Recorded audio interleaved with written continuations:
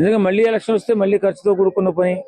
ఏదైనా ఎలక్షన్ వచ్చిందంటే రాష్ట్రాలు కుదేలైపోతాయండి ఎక్స్ట్రా ఎలక్షన్స్ వస్తుంటే. ఎందుకంటే అంత భారీ మొత్తంలో డబ్బు ఖర్చు అవుతుంది, ప్రజా సొమ్ము కూడా ఖర్చు అవుతుంది. కాబట్టి మరి రాజకీయాలు ఎలా ఉంటాయనేది మనం చెప్పలేము. ఏ నిర్ణయం తీసుకుంటారో నిర్ణయాన్ని బట్టి మాట్లాడాలి కదా. మన స్వతహాగా మనం నిర్ణయం చెప్పకూడదు. ఎందుకంటే కోర్టు పరిధిలో ఉన్నప్పుడు కోర్టు ధిక్కారణ అవుతుంది అది. కాబట్టి ఒకవేళ వారు సస్పెండ్ గురైతే ఖచ్చితంగా ఉప ఎన్నిక వచ్చే అవకాశం ఉంది. సరే, మొత్తానికి బీఆర్ఎస్ లో గెలిచి కాంగ్రెస్ లోకి వెళ్ళడము కొంతమంది ఏమంటున్నారంటే డెవలప్మెంట్ కోసం అని అనుకుంటున్నారు. కొంతమంది వాళ్ళ ఆస్తులు అక్రమాస్తులు కాపాడుకోవడానికి అని చెప్పేసి కూడా అంటున్నారు. మరి దానికి ఏం చెప్తారు? రాజకీయాలలో ఈ సర్వసాధారణం అయిపోయింది. ఎథిక్స్ లేవు, మానవత్వం లేదు. ఇష్టానుసారం ఒక పార్టీలో గెలవడం, ఒక పార్టీలోకి వెళ్ళిపోవడం. ఇప్పుడు ఈ ఉప ఎన్నికల గురించి ఏమంటావు? 100% ఉప ఎన్నికలు వస్తాయండి.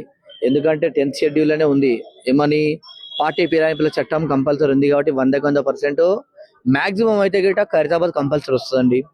ఇప్పుడు ఇంకోటి స్టేషన్ గన్పూర్ కూడా అందరూ అంటున్నారు, కానీ స్టేషన్ గన్పూర్ అనేది అంటే యాక్చువల్లీ కడియం కావ్య గారు పోటీ చేయడం జరిగింది, శ్రీహరి గారు పోటీ చేయలేదు కాబట్టి 100% ఏదేమైనప్పటికీ కూడా అఫిడవిట్ లో ఫిల్అప్ చేస్తాడు కాబట్టి కంపల్సరీ దానం నాగేంద్ర గారికి అయితే 100% బై ఎలక్షన్ వస్తుంది.